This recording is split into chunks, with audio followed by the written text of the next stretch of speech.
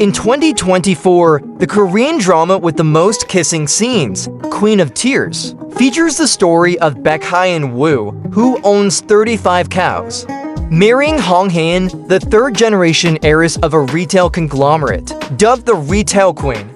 Everyone praised their wedding as the wedding of the century. However, by the third year of their marriage, whether in front of strangers or journalists, Hyun-woo consistently claimed that his marriage was not for money, but because he had met the person he truly loves. On the other hand, Hae-in was well aware of the rumors and gossip circulating in society. She assured everyone that there was a misunderstanding. Due to many considerations at the time of their marriage, she hadn't revealed her appearance publicly, which led people to unfairly accuse her husband of being after her wealth. Now that she has made her appearance public, the implication is that Hyun-woo fell in love with her beauty. In reality, the couple has been sleeping in separate beds and eating breakfast 8 meters apart for some time. Going to work was no different. One would head east while the other went west. Yet they still falsely claim to be living a blissful life, lying without even blinking an eye. Hae-in had studied abroad for 5 years and upon returning, joined the family-run conglomerate managed by her father. She described her entry into the company as a third-generation heiress wanting to experience life at the grassroots level. However, she often encountered issues with the office photocopier. During one such moment of helplessness, a pair of fair hands appeared and swiftly fixed the malfunctioning machine. Hae-in was convinced her intuition was accurate. This man must have feelings for her, showing such attentiveness. However, Hyun-woo insisted that was not the case. He was concerned about the machine, not the person, especially after seeing Hae-in kick the photocopier out of frustration. Nonetheless, through their daily interactions from 9 to 5, Hyun-woo indeed started to develop feelings for Hae-in. He was worried about her and in turn, making mistakes and getting fired. So he often advised her in the capacity of a senior on what she should and shouldn't do to avoid dismissal. This concern led to a peculiar bond between them, and Hae-in also found herself interested in this somewhat naive young man. One evening as they were leaving work, it started to rain. Seeing that Hae-in didn't have an umbrella, Hyun-woo offered his own to her, cautioning her not to be overwhelmed by what he was about to say. He revealed that he graduated from Seoul National University and, although his family wasn't locally based, they were highly prestigious, owning as many as 30 cows. Just that morning, he heard from his father about a new calf being born, bringing their total to a formidable 35 cows. Moreover, he mentioned that he rents his house annually, implying that he was capable of taking care of Hae-in should she get fired. Without giving her a chance to respond, Hyun-woo told her not to hurry with her answer, and then left, walking into the heavy rain without looking back. In reality, Hae-in wanted to say that she had a driver coming to pick her up, but in her heart, she had already fallen for this earnest young man. But when Hyun-woo learned about his girlfriend's true identity, he didn't just quit his job. He also spent his days in despair, lying around at home.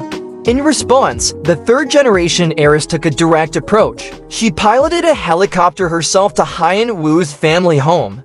Determined to reclaim the love she believed was worth fighting for, she decided to use her own unique method to win back his heart. However, after reminiscing about their once sweet relationship, Hyun-woo was so nervous he couldn't even speak properly, his fingers trembling incessantly. It turned out he had already asked a classmate to help him file for divorce. Xiao-en was confused by the sudden decision, especially since they were both working at the department store Hae-in managed. Due to one of the stores not meeting the sales target of 1 trillion won, Hyun-woo wanted to close it down. However, his subordinates said the legal department disagreed because the head of legal was Hyun-woo himself. In front of the employees, Hae-in scolded her husband severely. That evening, Hyun-woo was summoned by his in-laws to a family meeting. With rumors of marital discord affecting the company's image, his parents, in-law were worried about potential damage to the business and demanded they have a child soon to silence the media gossip. Without Hyun-woo's consent, they even scheduled an appointment for artificial insemination and pressured him to study abroad during Hae-in's pregnancy. But that wasn't all. The father-in-law decided that the unborn granddaughter would take Hae-in's surname, essentially invalidating Hyun-woo's family registry due to the Baek surname being deemed too traditional. When Hyun-woo inquired why, his father-in-law became furious, asserting the decision was final.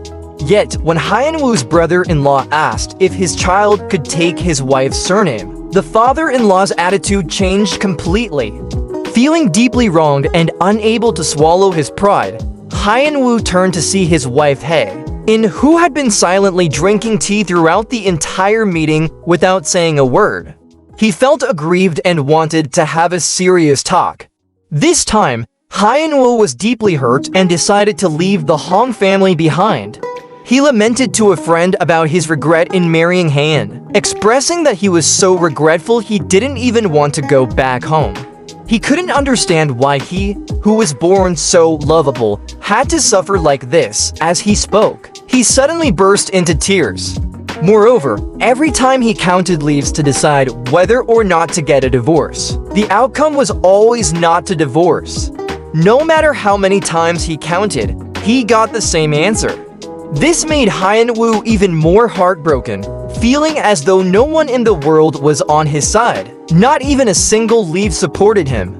His friend, unsure how to comfort him, could only advise him to try to let it go. And so Hyun-woo, like a wrong little wife, laid his head on the table and sobbed bitterly. Walking home, Hyun-woo sang to himself while wiping away tears, with only a single leaf remaining in his hand. This time, no one knew the outcome. As he arrived at the bedroom door, he paused, filled with thought. He wanted to open the door but hesitated to make a move.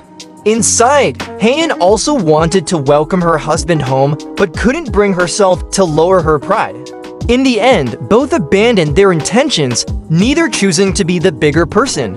The next day, while Hyun-woo was handling some paperwork for his aunt, he overheard colleagues talking about him, criticizing him for only causing trouble within the Chaebol family and lacking self-respect. They mocked his marriage to a wealthy heiress as shameless and an insult to the legal profession. However, Hyun-woo was actually there to ensure his aunt could attend the memorial service for Hae-in's grandmother the day after next.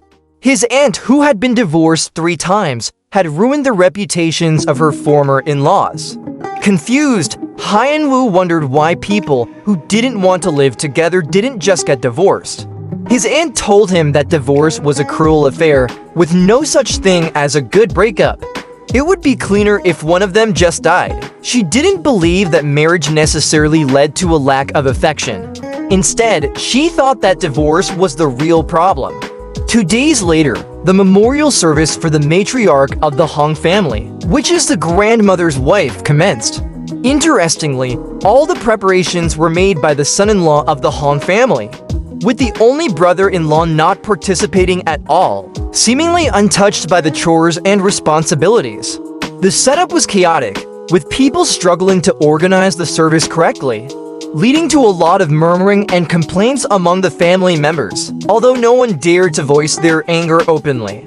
As the ceremony began, Hyun-woo's aunt burst in, accusing her father's new girlfriend of being responsible for her mother's death.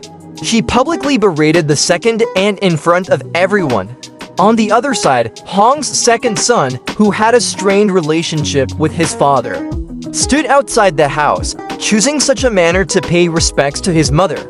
This act greatly upset Hyun-woo's father-in-law, the head of the Hong family, who was already in a very bad mood. He hoped that his son-in-law would investigate the matter thoroughly and ensure the downfall of anyone who betrayed the family. He expressed a belief that anyone who had benefited from the Hong family but then betrayed them should not be allowed to leave without consequences, suggesting that, if necessary, they should be stabbed in the back.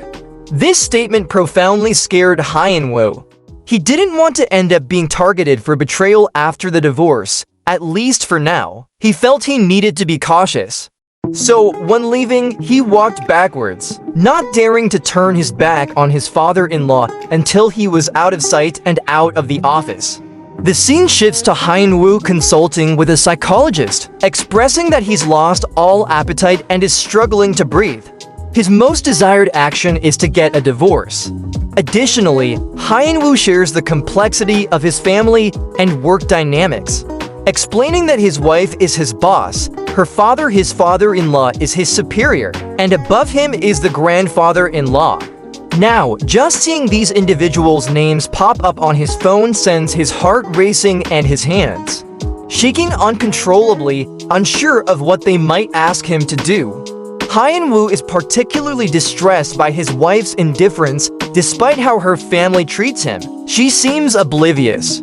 For the 3 years since marrying into the Hong family, he feels constantly tormented, and his wife's neglect only adds to his suffering. He regrets believing her sweet nothings before marriage. The psychologist, curious, asks why he hasn't pursued a divorce given these circumstances. Hyun-woo candidly admits his fear of his father-in-law potentially retaliating against him from behind, a concern that weighs heavily on his decision-making. After seeing Hyun-woo, the psychologist immediately called his wife to thank her for treating him well, at least better than Hyun-woo has been treated. Just when Hyun-woo was considering proposing a divorce, he was shocked to discover that his wife only had 3 months to live. This revelation left him pondering what to do next. Earlier that day, while consulting with the housekeeper about the divorce proceedings, the topic of inheritance inadvertently came up. The housekeeper revealed that Hae-in had made a prenuptial will before their marriage, stating that if anything unfortunate were to happen to her, all her assets would be left to the corporation in a very strict manner, leaving Hyun-woo without a penny. This news had already spread among the housekeepers. Hyun-woo managed to control his emotions and politely asked the housekeeper to leave. At noon, Hae-in found her husband and asked him to accompany her somewhere. However, Hyun-woo, still upset, refused without a second thought, marking the first time he had ever talked back to his wife. He then drove back to his parents' house in the countryside, where his father was happy to see him.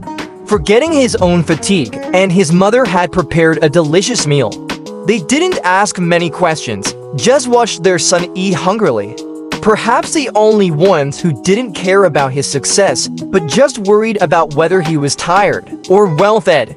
After a hearty meal, Hyun-woo lounged in the living room, perhaps the only place where he could temporarily forget the pressures from his in-laws. That night, he informed his parents of his intention to divorce Hae-in. His father immediately opposed the idea, stating that not celebrating his 60th birthday was inconsequential since there would still be a 70th.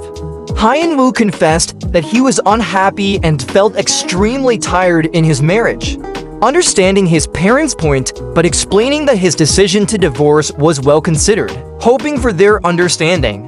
Returning to the Hong family villa that night, Hyun-woo was determined to discuss the divorce with Hae-in. He retrieved the pre-printed divorce agreement from the study's safe and resolutely entered the bedroom only to find Hae-in waiting for him. The sight of his wife made him lose all his resolve, his built-up determination evaporating instantly. Hae-in then revealed that she had wanted Hyun-woo to accompany her to the hospital to get her medical report, which showed a grim prognosis of only 3 months left to live. Hearing this, Hyun-woo hid the divorce papers, expressing his regret for his past actions, and promising to take better care of her from now on. As he spoke more passionately, tears welled up in his eyes, realizing he didn't know how to live without Hae-in, and hugged her tightly. However, Hae-in appeared confused by this outpouring of emotion. This moment raises the question, is this an unexpected turn of events, or the beginning of a tragedy?